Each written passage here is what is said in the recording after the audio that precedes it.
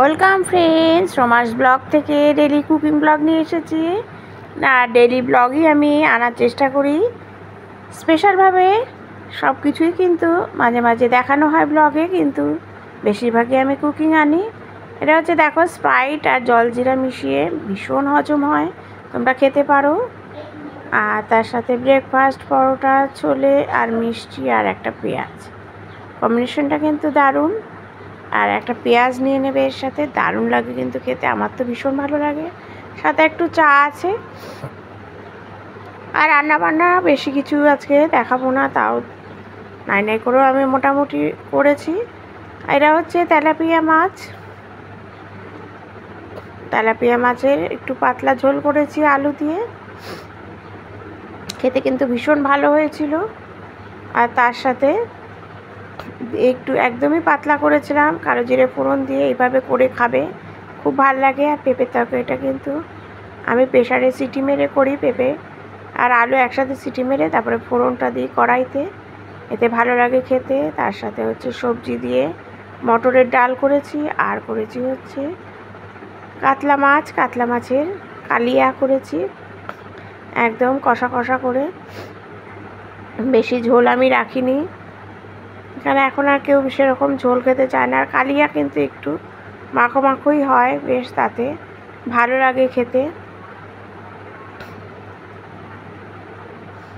এই কালিয়া তো সবাই জানো, পেঁয়াজ, আদা, রসুন, কাঁচা লঙ্কা পেস্ট করে তারপর ফোড়ন দিয়েছি। প্রথমে হচ্ছে গোটা জিরে, দারচিনি, এলাচ, তারপরে দিয়ে দিয়েছিলাম পেঁয়াজ, আদা, রসুন, কাঁচা লঙ্কা পেস্ট। মশলাটা ভালো করে কষানো হয়ে গেলে দিয়ে দিলাম হচ্ছে পরিমাণ মতো জল।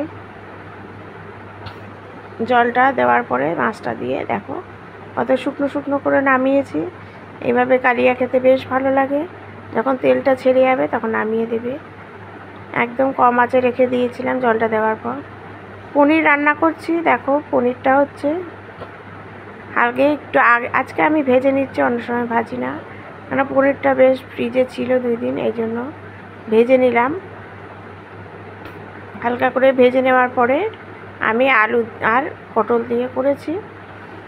দেখো আলু পটলটা ভেজে নিচ্ছি, আর ফোড়ন দিয়েছি গোটা জিরে, দারচিনি, এলাচ, তেজপাতা, শুকনো লঙ্কা সব ফোড়ন দিয়ে তারপরে আলু আর পটলটা ভেজে তারপরে দিয়ে দিলাম একটুখানি পেঁয়াজ, আদা, রসুন, কাঁচা লঙ্কার পেস্ট। আর তার সাথে আছে হচ্ছে তিলটাও দিয়েছিলাম, তিল খাওয়া বলে ভীষণ ভালো। দিয়ে ভালো করে ভেজে নিয়ে একটু চিনি দিয়ে, আর নুন, হলুদ আর একটু মিষ্টি তো দিতে হয়, সেই জন্য একটু চিনি দিয়েছি। দিয়ে এখন মশলাটা অনেকক্ষণ কষানো হয়ে গেছে, আলুটা একদমই সেদ্ধ। পরিমাণ মতো জল দেব, দিয়ে পনিরটা দিয়ে কিছুক্ষণ ফুটে গেলে ঘি দিয়ে নামিয়ে নেব। এইভাবেই আমি পনিরটা আজকে রেডি করলাম। তোমাদের কিন্তু ব্লগগুলো কেমন লাগছে অবশ্যই কিন্তু একটু কমেন্ট করো, তাহলে বুঝতে পারবো।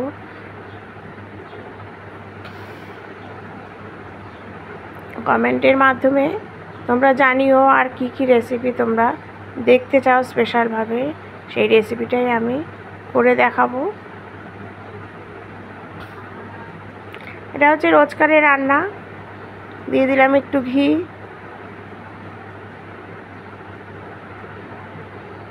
ব্যাস রেডি হয়ে গেল। খেতে দিয়ে দিলাম ডাল দিয়ে আর মাছ দিয়ে, তার সাথে একটা কাঁচা লঙ্কা। Thank you.